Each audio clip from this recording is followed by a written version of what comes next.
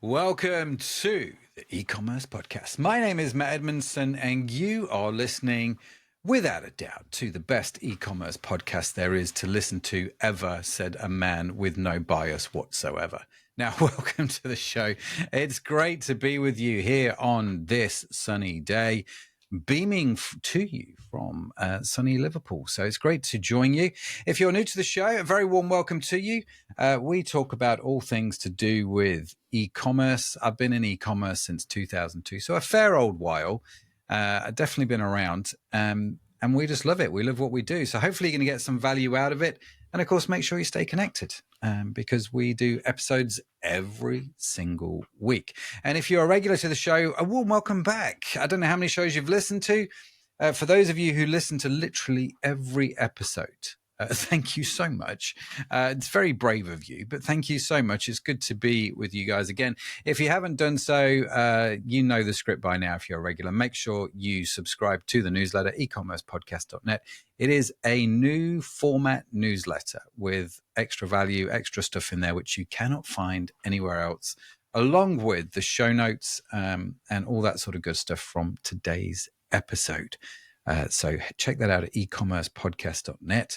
And whilst you're there, check out the e-commerce cohort. So if you run an e-commerce business and you kind of sit there and think it would be really good to ask such and such a question about this, that's what e-commerce cohort's all about. It's a group that we've set up. It's free to join for e-commerce operators and entrepreneurs. You get to talk with like-minded folks, get to deal with stuff with your peers, throw out there what's going on. Once a month we get on a call, but there's also a little WhatsApp group that's fairly busy where people ask questions and you can throw your insights and opinions in and get your questions asked as well. So that's just a great peer-to-peer system for learning all about e-com. So if you want to check that out, that's also on the website at ecommercepodcast.net. I will love to see you in there. So all of that said, let's get into it. I have on the show today an e-commerce. Well, we said, didn't we, Michael? We have this thing now called e-commerce founders. We have e-commerce experts and we have slingshots. We have the three types of podcast episode, which we're now doing. Technically, you're not the founder, but you do own the business, which is called Discounted Catholic Products. So we're going to get into Michael's story about running an e-commerce business and why he decided one day to buy a company rather than do a startup. I mean, let's jump straight into there. Michael, welcome to the show. How are you doing? I'm doing well. Thanks for having me on. Oh, no, I've been looking forward to this because before we hit the record button, one of the things that we know about you is that you purchased the company which you now have rather than doing a startup. What was that thinking? Why did you go down that road? So I got my start in e-commerce back in 2017. I heard about this thing called retail arbitrage on Amazon. You go to a store and buy something that was like discounted and go put it for sale on Amazon, and people would pay full price there. So I tried that for a little while. It didn't work out great. I eventually found some local suppliers, some local products I could sell on Amazon, like grocery products. So I live in New Mexico in the Southwest US, and kind of famous for like green chili, like spicy chilies here. Oh, yeah. And so there was a manufacturer here that sold them, and you could go buy them in a local grocery store. But if you had moved away to the other side of the country, you couldn't get those products anymore. But people still look for them on Amazon. They were willing to pay a premium price. So I started doing that, and I grew that business to like 50,000 a year in revenue, but it was just a side hustle. And it wasn't something I was super passionate about. I just sort of came across this opportunity and ran with it. But I knew I enjoyed e-commerce. And as I sort of sat there and looked at it around 2019, I was trying to decide, do I want to try to grow this current one or buy something and, buy a business that was already larger and could basically, pay me a full-time salary. Right. Because the other one I made, a few $1,000s a year in profit. It wasn't really much. And that was right after around the time I read the book Buy Then Build by Walker Diebold. Great book about entrepreneurship through acquisition. I'd always been an entrepreneur at heart. I even studied it in college. They let you get a master's or a bachelor's degree in that, which in retrospect was probably not the. I look back at college and realize that almost everything you learn in business classes is not super applicable in the real world. It's one of those, isn't it? do you want the option A that gives you a 12% return or option B that gives you a 15% return? Well, obviously option B, but then in real life, there's 27 options and you have no idea what the percentage is going to be. Yeah. So after reading that book, I started looking, signed up for some lists with various brokers. And after about a year and a half, finally saw a business come across my desk that looked really interesting. And long story short, ended up buying it. So the business you bought is the website now, Discounted Catholic Products. Is that right? Yeah, Discount Catholic Products. So I had a couple of criteria I was looking at. So I've been in the Army National Guard for 22 years now. When I started looking for businesses, I was actually deployed overseas. So I was making pretty decent money there, saving up some money to put towards a down payment. And one of the parts of that is I have security clearance, and most e-commerce businesses basically act as arbitrage for China. You buy a product in China for $1, sell it in the US for $5 to $10. And that wasn't really something I was interested in doing because one, like wiring $50,000 to a factory in China would probably raise some eyebrows for having a security clearance. And two, I felt like eventually that wasn't sustainable. Like at some point that arbitrage opportunity is going to disappear. And I'd rather have something where I have suppliers in the US or elsewhere in the world. Sure. And then I'd sold on Amazon and I saw just how incredibly fickle Amazon can be. You could have a multi-million-dollar business and you get one complaint, one bad actor trying to sabotage your listing, and the whole business could fall apart, get your account banned, something like that. So I knew I didn't want something that was heavily reliant on Amazon. Plus, back then, that was when all the aggregators were buying up Amazon businesses and the prices were wildly inflated for anything decent. So my criteria were basically, it doesn't have suppliers in China, and it has kind of its own website. And then ideally, a pretty good email list, a large customer base, because ultimately when you buy a business, like that's what you're buying. You're buying the existing customers and that goodwill and those supplier relationships. So if it was a new business that didn't have a lot of existing customers, there's not really a whole lot of value there. It makes more sense to start it than try to buy it. Yeah. And then, I had to find something in my price range. I couldn't buy a business that cost $5 million. I didn't have that kind of money. So, those are sort of my 4 criteria. And I looked at probably 30, 40 businesses before this one came through in my inbox. And then the final one was, I needed to be interested in the product. I didn't want to sell women's clothing. I didn't want to sell, snake oil, just some random supplement that I didn't believe in. Even though I know that's hugely popular in e-commerce because the margins are fantastic, but but insanely competitive, right? Insanely competitive, yes. Yeah. So this one just kind of checked all the boxes, and we, my wife and I, had a meeting with the seller within a couple days, and just everything seemed great. And then we just kind of pushed forward and closed on it. That was a 5-month process, which was a huge roller coaster. For anyone who's ever bought a house, it's like that, except for much, much worse.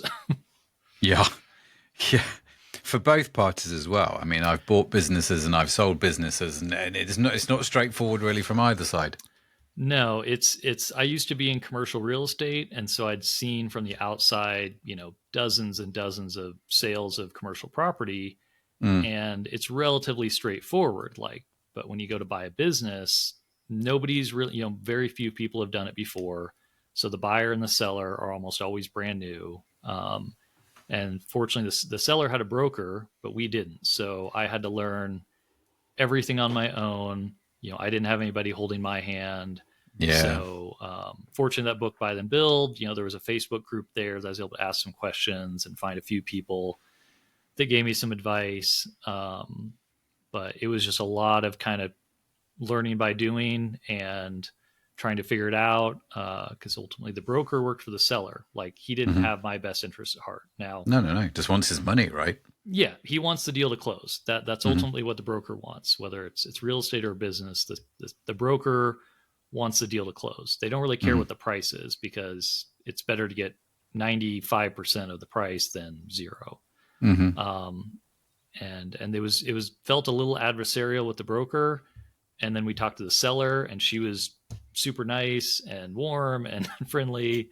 And, oh yeah, that's fine. It's okay if we delay the closing a little bit. And then the broker would be like, no, the deal's going to fall apart if you can't close tomorrow. And so there was a lot of that. And like I said, it was definitely a roller coaster trying to get to the finish line of closing. Yeah, no Um, doubt. and a big part of that was, so here in the US, we have the Small Business Administration, and they have a loan program that you can use for expanding an existing business, but more importantly, you can use it to buy an existing business.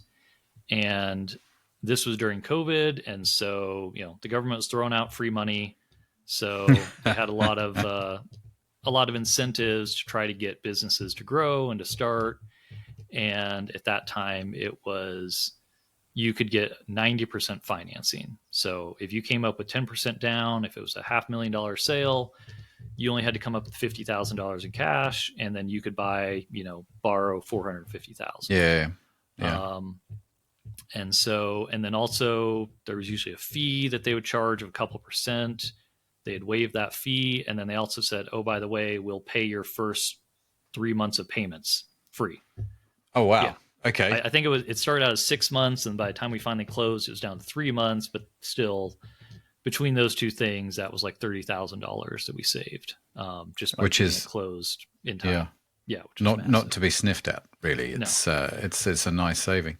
It's interesting because the SBA loan, which I've heard many things about, mm-hmm. um, to the point where actually with one company we have, which we're looking to exit at some point in the future, we've wondered, do we move the operation to the US, because it seems to be easier to sell the business in the US because of the SBA loan, right? Yeah, This sort of government-backed loan that helps you buy businesses just doesn't exist in the UK. yeah. I don't know about other countries, but I do know it doesn't exist here, I think I've which is a heard bit that of a shame. like Japan might have a similar thing, but I Right. know that, yeah, the U.S., Canada, Australia, whenever I've heard people talk about buying businesses, it is such a massive advantage to be able to do that. And definitely, I'm sure it drives up prices, because it's just like, if people had to go buy houses and save up hundreds of Mm, thousands of dollars before they could mm. buy a house, nobody would be willing to pay that much. But if you can go get a Yeah, yeah. mortgage and you only have to come with that monthly payment, prices explode. And Yeah, it's the same way exactly. with businesses. So Yeah. It does it from my point of view, selling a business, the America, because our business is international, it becomes actually a little bit more attractive. I think there's, to be fair, for that business that I'm thinking about, it's a little bit more complicated than what I'm making out. But you do look at it and go, well, that actually makes things a little bit more attractive, because we think it will be easier to sell. And we think, like you say, it was probably more valuable because of the easier access to capital. yeah, Um, I need to investigate it further, Michael. If I'm honest with you, it's one of yeah. those. How did you value the business, right? Because you're looking at 20, 30 companies. You want to get back into e-commerce. There's lots coming Yeah. across your desk. They've all got a price tag. Mm-hmm. Most of the time, the prices are pretty made up by the agents, really, aren't they? And Yeah. sometimes you look at, how in the world did you come up with that price? So how did you and your wife, because I imagine your wife's probably the most important sidekick in all of this, right? How Yeah. did you guys come up with a valuation for the business that you were happy to pay? So I looked at a couple different brokers that had listings, and the one that I was mostly looking at was Quiet Light. And I'd looked at a lot of their listings. They were pretty generous with, you sign an NDA and you could download stuff. Some other ones were, hey, we want to see that you have a $500,000 sitting in your checking account before we'll let you look at the business, which was Yeah, absurd. Like, people yeah, buying businesses don't necessarily have the cash just sitting there. yeah. Um, and so, and they had a good reputation. I'd heard a lot of things, from other people in this space. they price businesses fairly. They generally got pretty much the full asking price because they priced it a reasonable multiple. So at that time in 2021, multiples were definitely higher because, you had all this demand from COVID. So almost all e-commerce businesses were booming at that time. You had all these aggregators on Amazon buying up anything. And then you also had, at least in the US, all these, the SBA loan and very low interest rates at that time. I think the prime rate was like 2 or 3%. It was just, money was so cheap. So you had all those factors together that were pushing up prices, pushing up multiples. This one was priced at about a 3x multiple, which seemed to be pretty reasonable. That was kind of the market standard. Stuff would go, up to 4 or 5x. And this was based on sellers' discretionary earnings. So basically profit.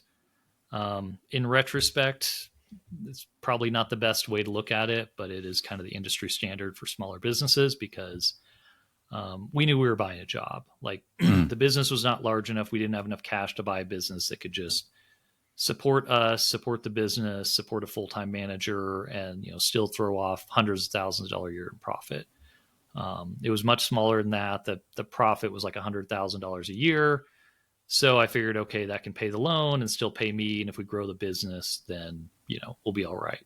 And it sort of worked out that way. Not quite, but. Well, I was going to say, you fast forward 4 years. Yeah. Do you have any regrets? Do you think, are you still pleased with what you did?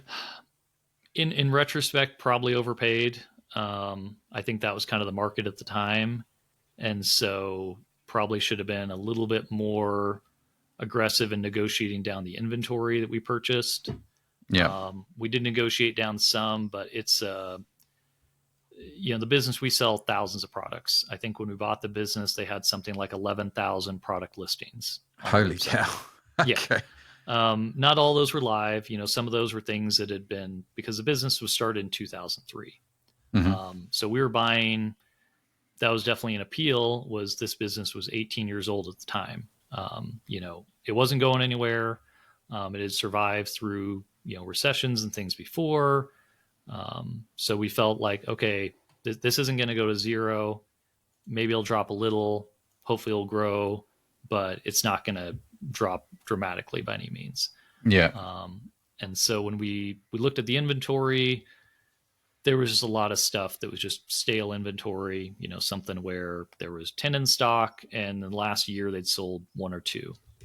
It's like, and you multiply that by thousands of products. And we just ended up with a lot of, some things that sold through pretty quickly. And then other stuff that I think we're probably, 4 years later, it's still sitting on a shelf. Right. Now, even if we paid 25 cents on the dollar, we probably still overpaid for it. Yeah. And then the other part I would say, and I didn't really have an option in this, but I really wish the business was about twice as large. If it had been even a little bit bigger, that would have provided a bit more buffer between what the loan payments were and then what we could afford to pay ourselves. It was kind of right at the bottom end of what we were looking at. But because I'd looked for a year and all these other businesses were all, they sell 3 products. They're all made in China. They rely on Facebook ads. They rely on Amazon. It was just all these things that I wasn't interested in. And so when this one came across, I probably let the fact that it finally fit my criteria get the best of me. And we offered full price and, offered even to put like some earnest money down to kind of seal the deal. And the broker said, there's another buyer out there that's interested. The seller later told us, right after I met you and your wife, like I told the broker, like you guys had the business, like she wanted to sell it to us. So we didn't know that at the time, of course. We thought like we needed to be competitive and offer pretty close to asking. And I thought it was fair. And I thought, I did a lot of underwriting and I thought the numbers could work. And if as long as we grew it, it would be fine. It just proved to be a little bit harder to grow the business than I assumed. So. Right. Well, let's talk about that. So the business you bought is not dependent on Facebook ads. This was one of your criteria. So how do you grow it? That's really been the challenge because we are, I'd say most e-commerce businesses fall into demand capture or demand generation. If you are selling something and you're relying on Facebook ads, or influencers, like you are generating demand by letting people know that this product or products exist that maybe they had no idea of before. I think of bought some earplugs or something like that I had no idea existed until I saw a Facebook ad. And I got to say, they got me that one time. Like that's the one product I could ever think of that had no idea existed. I saw an ad and I ended up buying them. But we are on the demand capture side. Somebody wants to buy one of our products. They're probably going to go on Google. They're going to search for that keyword, and we will hopefully, show up in an organic result or a Google ad and capture the business that way. And then hopefully they will come back and buy more because we'll send them emails, stuff like that, or they'll just, remember, oh, we bought this thing last year. We need it again this year. Let's buy it again from that same business. And so that was really what I was looking at was, that demand capture. And so what I've found is the upside of the demand generation is if you find something that works on Meta, you can ramp from spending $100 a day to $10,000 a day, and you can just explode your business. Of course, it's highly competitive and your return's probably not going to be as high in that ad spend. With Google, because we're targeting people that are already looking for the product, they're much more likely to buy it if they click through. So it tends to be cheaper to advertise there as a whole. But there's only limited demand. We sell like prayer cards, and if somebody is searching for prayer card, hopefully we'll get the sale, but we can't generate 10,000 more people searching for that term that month. We're kind of at the whim of the market. What are people searching for? And hopefully we can show up for more of those searches and get more click through and convert better on our website. But at the end of the day, there's just a limited slice of the pie that we can capture. Yeah. So, and we're pretty reliant on Google has their Performance Max ad product, which when we bought the business, that was kind of where everything was moving, where Google basically said, hey, we have all this data in our black box and give us the money, tell us what you want to sell. We'll figure out the rest.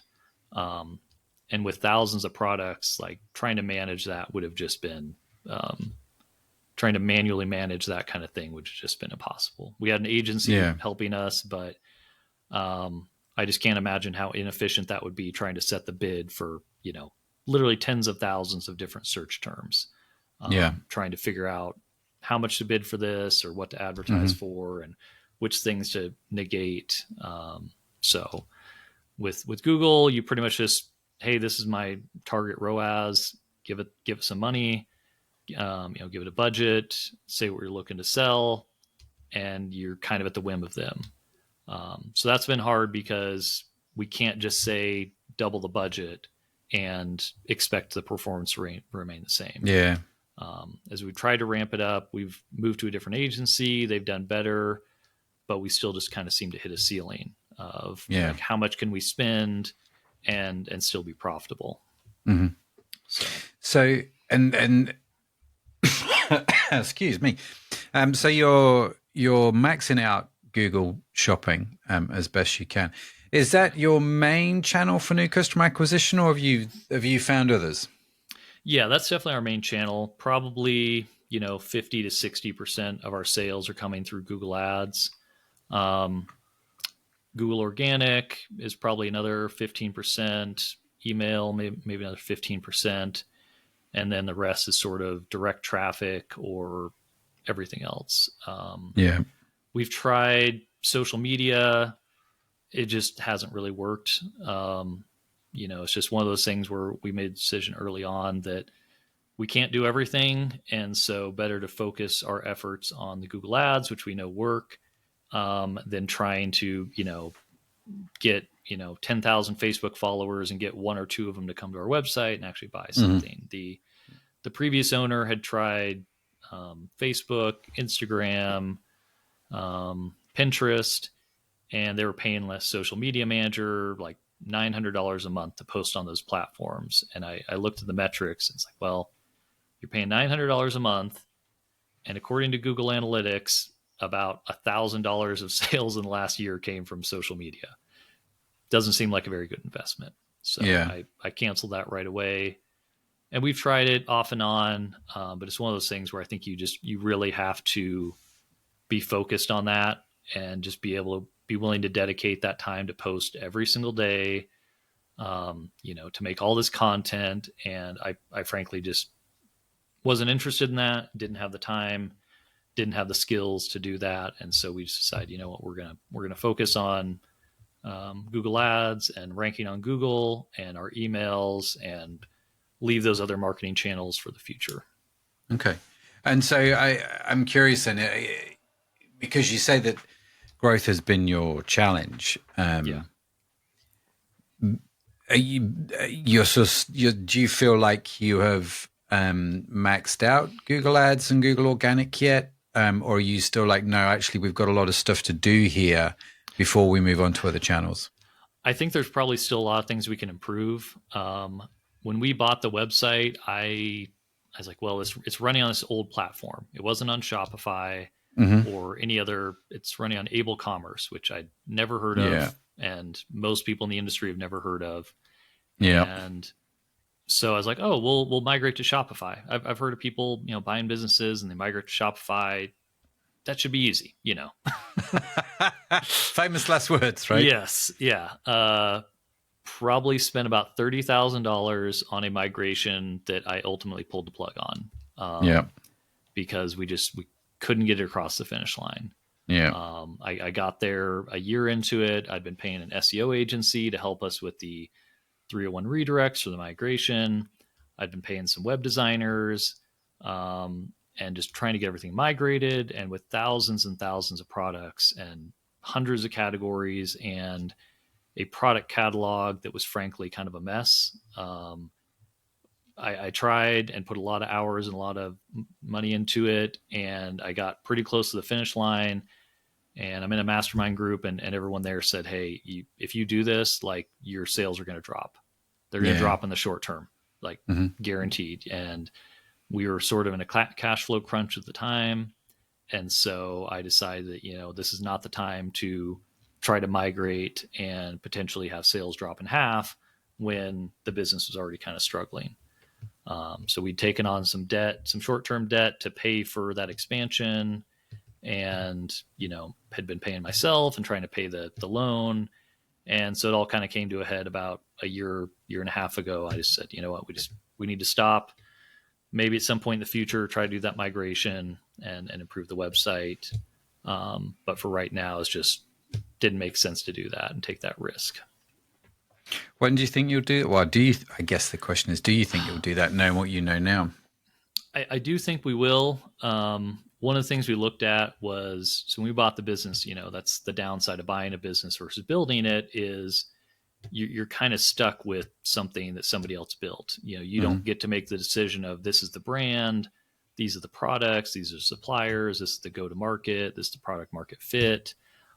We sort of fell in on all that. And I never really loved the idea of like being a discount store. I really, e-commerce kind of works best for that premium market, because typically if you're buying stuff online, like, you have above average income. The people that are willing to spend that money to buy something online, have shipped to their house, tend to have a little bit higher income. And so premium products, luxury products tend to work better. Discount products work better, like in a in-person retail setting a lot of times. And so, and the other part was, well, like, our products weren't necessarily discounted. Like, most of our metals and prayer cards are made in Italy. We have crucifixes and things that are made in Italy, made in the US. We do still have some products that are made in China that our suppliers purchase and we purchase from them. But really it was pretty high quality products. And so, but we couldn't afford a premium price because we were a discount store. Yeah. So I bought the domain name catholicproducts.com for quite a bit. and figured, okay, this will help us kind of move up market. We can drop the discount and hopefully bring in more premium products at a higher price point. And then that will make sense where we can spend more money to acquire a customer. And now if our average order value goes from $50 to 60, 70, 80 because we're selling more expensive products, now instead of paying $15 to acquire a customer, we can afford to pay 20, 25 and still get a good return. And in theory, that should open up more customers, and grow the business. So that's still kind of the long-term goal, but we just had to take that pause because sales were kind of dropping and cash flow was tight, and knowing that if we did this, potentially the business would drop for 3 to 6 months. Well, we worked through the migration, and Google caught up and said, "Yep, this is the same site.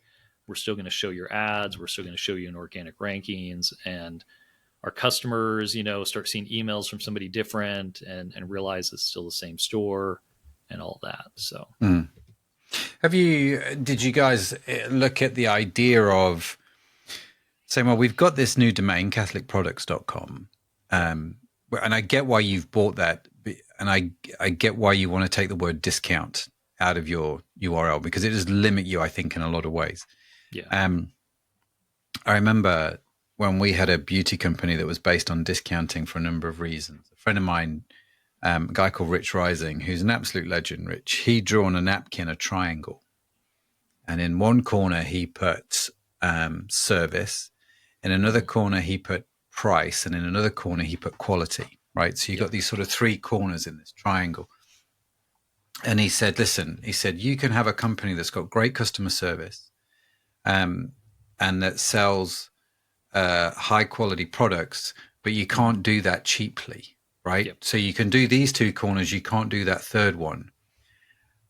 You can't have a high quality product and sell it cheaply and it not impact. So do you know what I mean? So it's like on this triangle, he said, Mac, you need to pick two, because I was trying to do all three at the same time. Yep. And actually it was really helpful, because it meant we shifted our business model from being discounted to being more service focused. Mm-hmm. And so the first year our sales fell by 20% doing this. But the following year, our sales just went nuts, because by that point you had the opportunity for your service to kick in. And so I can see why you're thinking this way.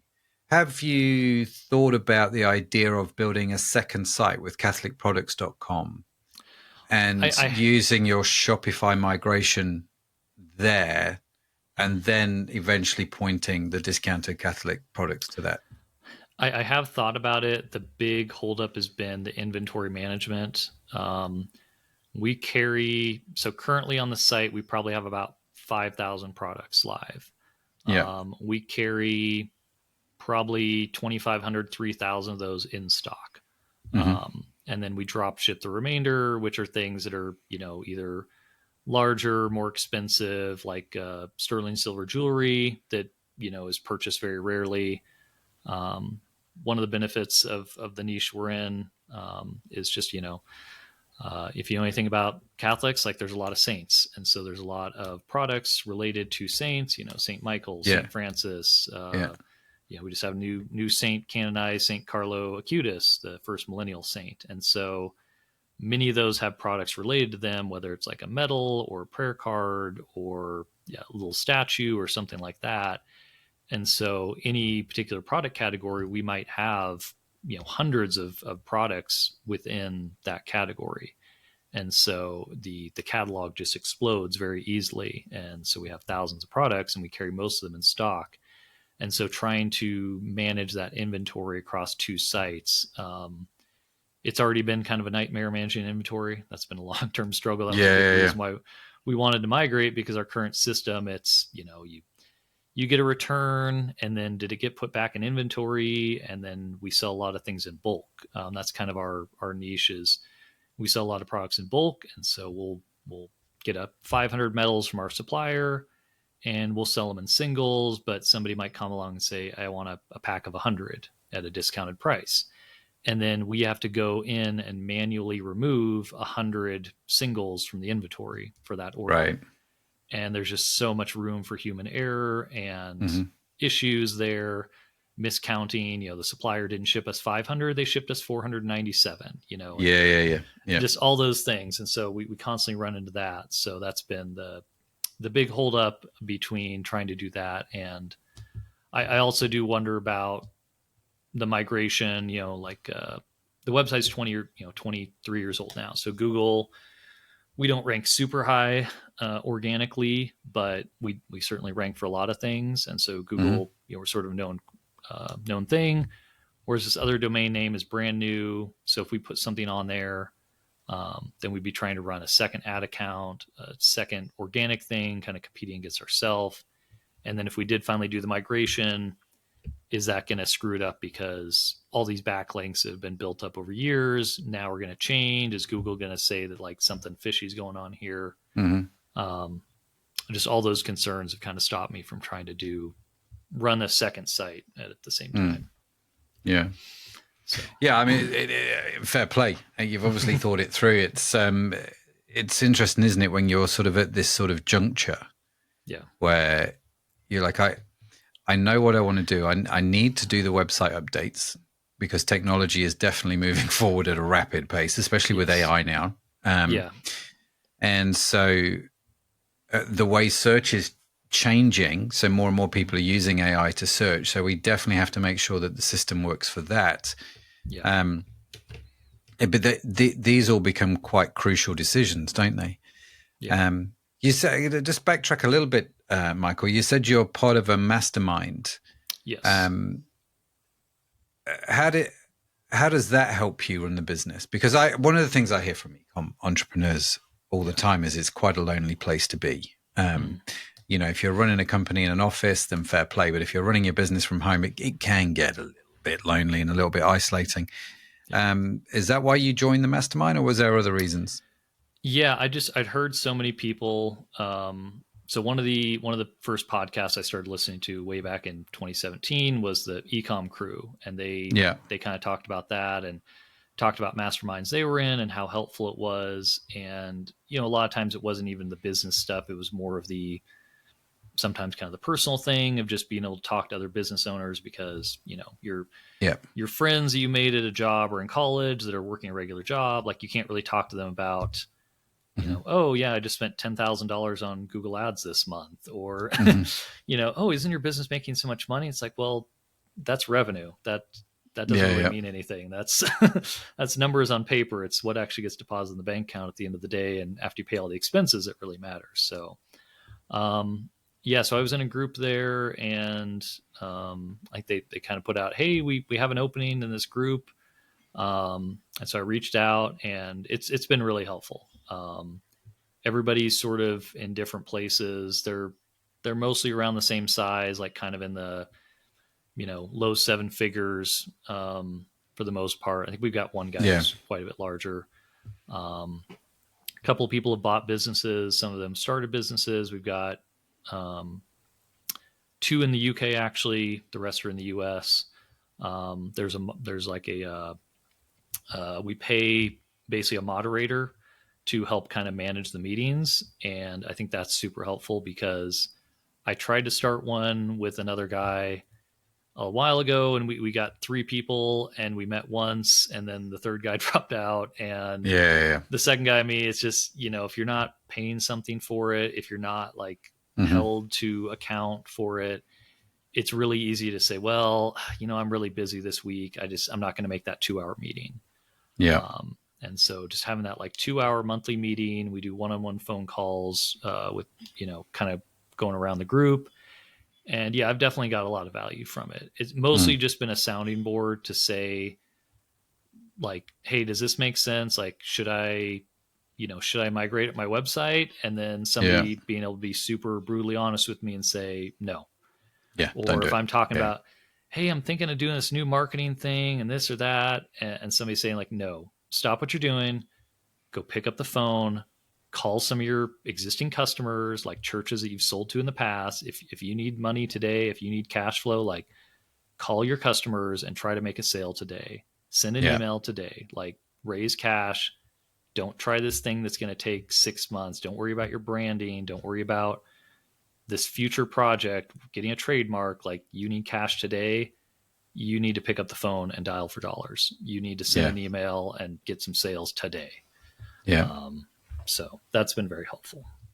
Yeah, that's the power of the mastermind, isn't it? I think the sort of working in these groups. And a quick plug, I suppose, ladies and gentlemen, if you would like to join something like that, we do have cohorts. So do come along and check it out. But we don't charge for it for a number of reasons. But we are quite strict. If you don't turn up, you're not in for very long. That's for dang sure. And I think with those kind of groups, you get out what you put in. And I think that the people that often complain about not getting the value are the people that actually don't turn up. They don't respond on the text messages and all that sort of stuff. It's I think you've got to be willing to give into it. But if you do, those things are invaluable. And I'm in quite a few little groups, and I think they're awesome. I'm a big fan, a really big fan. What does the future look like, Michael? Where do you want to take it? What's your big goal for the year? So right now, because the business kind of sales sort of dropped in 2024, they've started to recover now.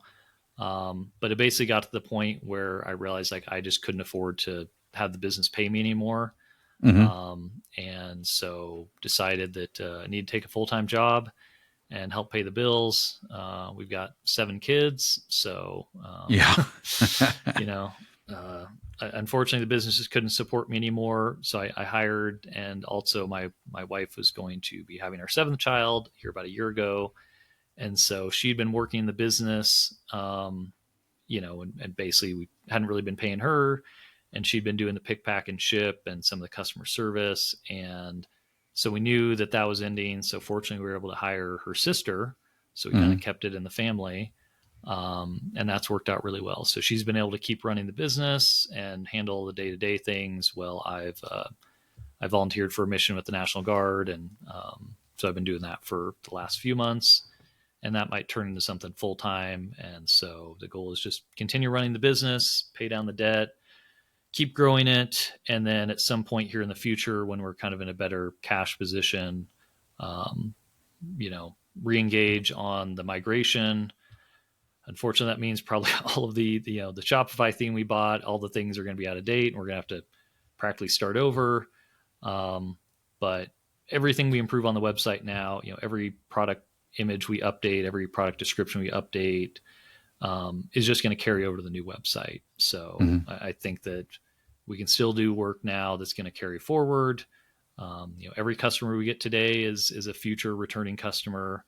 So hopefully we'll be able to knock that out in a year or two, and make that migration and the rebrand and all that. But right now I would say we're still just kind of in survival mode. And sometimes that's all you can do. Just, as long as you stay in the game, you can win in the end. So it's a really interesting point, isn't it? And I get why you go, well, actually the biggest drain on cash flow is usually salary, usually the owner's salary. And so you take that out and you give the business a chance to recover.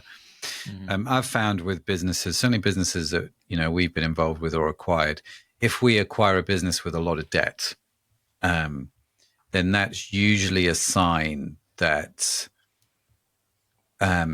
you have to rethink quite significantly the structure of that business. So whether we're going to add liquidation or administration is another question. It's one of those where I know, for example, like on Shopify, they have the Shopify capital loan system, and it's just really easy to go on there and go, well, I'll just take out a loan, right, just to get through this period. The trouble with that is you're counting on a good period in the next period to not only pay back the loan, but also to pay you enough to live. And so they're advertising it like a 6% fee, and then you run the numbers like, no, that was like 25%. It's a lot of money. We got, it wasn't Shopify Capital, but we used one from American Express. I think they bought Cabbage, which was kind of one of the original online lenders. And so, I took a line of credit from them, which is basically a fixed fee loan. And when I finally got that paid off, that was like, no, I'm never touching this again. Fortunately, we got a line of credit set up with our bank, who we got our SBA loan through, and that was much, um, it's a regular line of credit. So the interest rate was like prime plus 1%, which was much, much better. Like at the time, I think it was, 6, 7, 8%. Nowadays, like 8%. And we don't, we can borrow the money on it. We can just pay back the interest every month and leave the principal alone. And so that's been huge from a cash flow perspective. If we didn't have that, either we would have gone out of business, or I would have been like liquidating retirement savings to go pump money back into the business probably. Yeah. But because we had that cash, that line of credit, we were able to borrow some money when things were rough. And then as things got better, pay it down, and not get to zero. So, yeah, that's an interesting one. And hats off to you. I think my encouragement would be, if you're listening to this and you do get into this taking credit, like Shopify credit and things like that, I think just be careful that you don't. I've seen a lot of companies get caught in this perpetual cycle. So I borrowed 20 grand this quarter, which means I need to borrow 30 grand next quarter, which means I need to borrow 40 grand, and the loans get bigger, and you're borrowing more money to pay back previous loans, but the cycle sort of just increases. And I get the complexity of that, and I think sometimes I'm probably going to do a few episodes on how we do it, how we manage cash flow, because I think it's, I think those things are quite important, essential really, yes, to the business. That's for sure. You say you've gone full-time back working. How much time do you spend on the business now? Realistically, I probably get like, half an hour a day, just kind of checking my email and things like that, checking on sales briefly. I'd say in an average week, I'm probably only able to put in, 4 to 5 hours. My mastermind group joked recently, like, well, things are actually kind of turning up, and I've actually been working on the business a lot less, and it's doing better. And they're like, I think we identified your problem.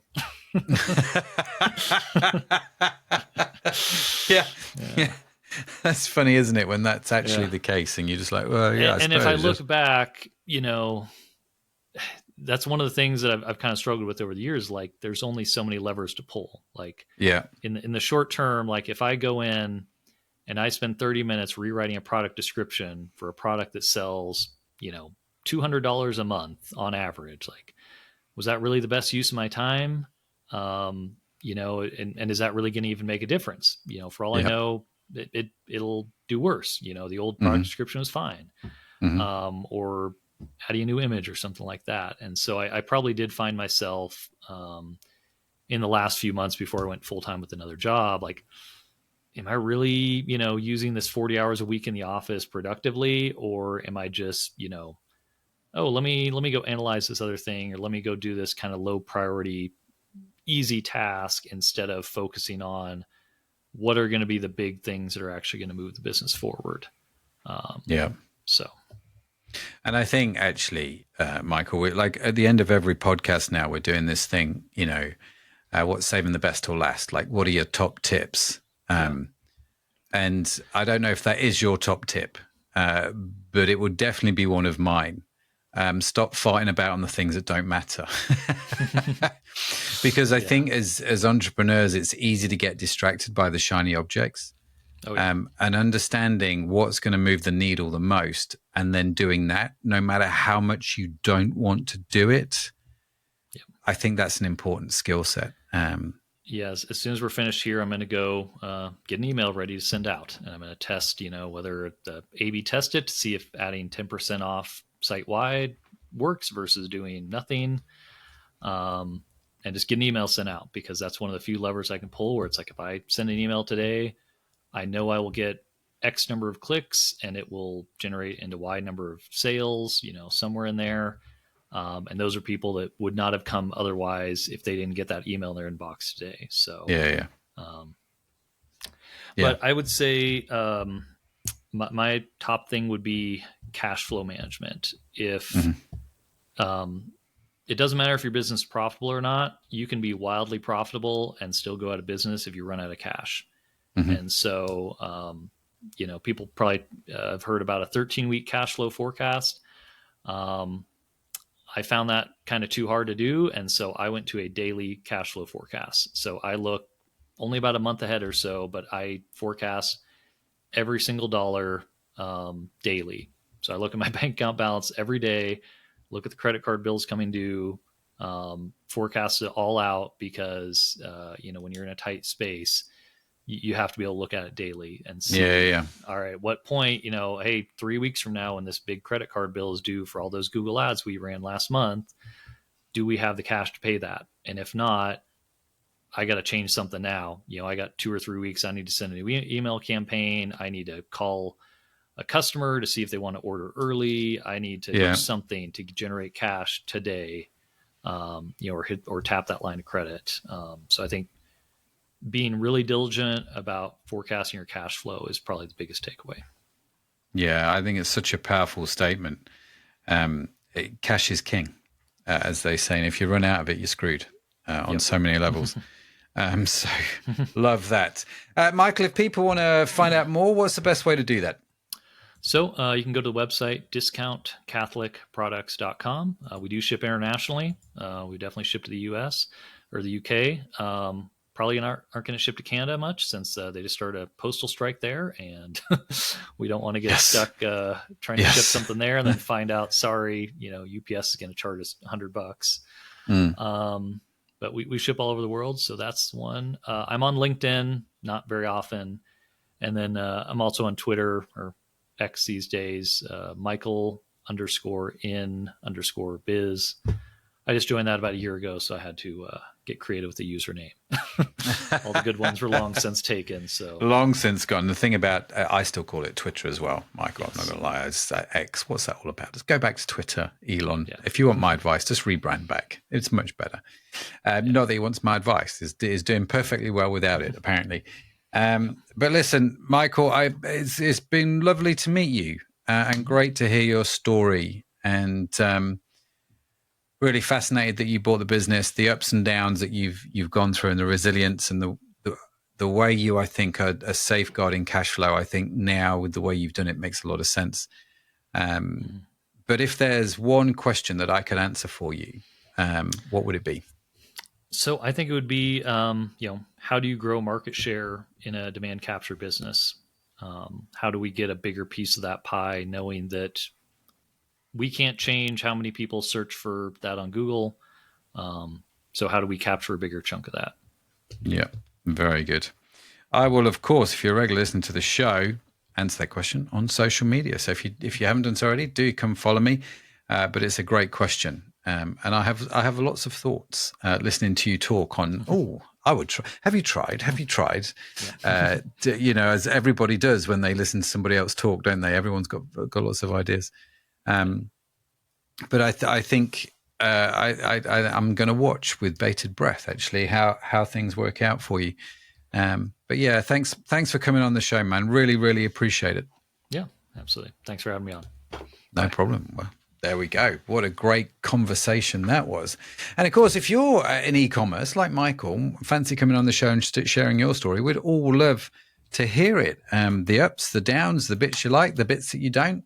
Come and share it, because I think it just helps everybody when we all add value to the whole system. So just get in touch with us. You can go find out more at ecommercepodcast.net. There's a little link which says be a guest on the show. Go check that out. We would love to hear from you. But yeah, that's it from me this week. That's it from Michael. I hope you have a phenomenal week wherever you are in the world.